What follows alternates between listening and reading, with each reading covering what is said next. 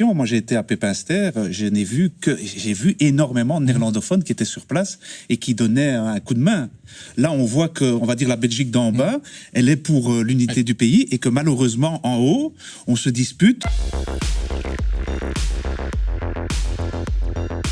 David Pestiot, vous venez effectivement de sortir un petit livre tout à fait intéressant, je n'en dirai pas plus, vous êtes un homme politique, sur l'unité de la Belgique. Votre ouvrage est sorti effectivement dans les deux langues, vous êtes vous-même parfaitement bilingue. Dans le journal flamand De Zondag de Jan Jambon, ministre-président flamand, bref, une figure importante, qui reparle d'indépendance.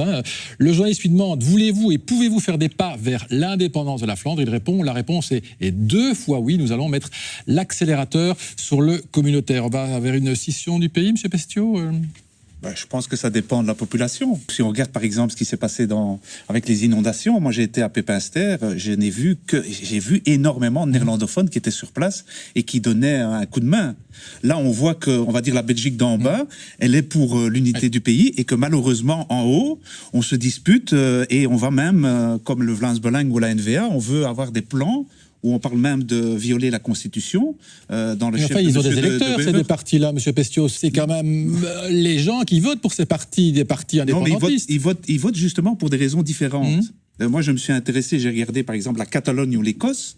Il y a une majorité de gens qui votent pour, presque une majorité qui vote pour les partis nationalistes. Et il y a aussi une majorité qui est pour l'indépendance, ou quasiment. Tandis qu'en Belgique, tous les sondages, malgré 30 ans d'agitation nationaliste, c'est toujours les mêmes chiffres, 15% pour l'indépendance, et un récent sondage 15% pour de la VRT montre que 2 Flamands sur 3 veulent plus de Belgique, donc estiment que la régionalisation a été trop loin et qu'il faut refédéraliser un certain nombre de compétences, par exemple les soins de santé, comme on l'a vu avec le Covid. Je trouve que si on prend l'exemple de l'Allemagne, c'est justement un État où l'État fédéral a l'occasion de diriger un petit peu les choses dans des moments très difficiles, par exemple les inondations.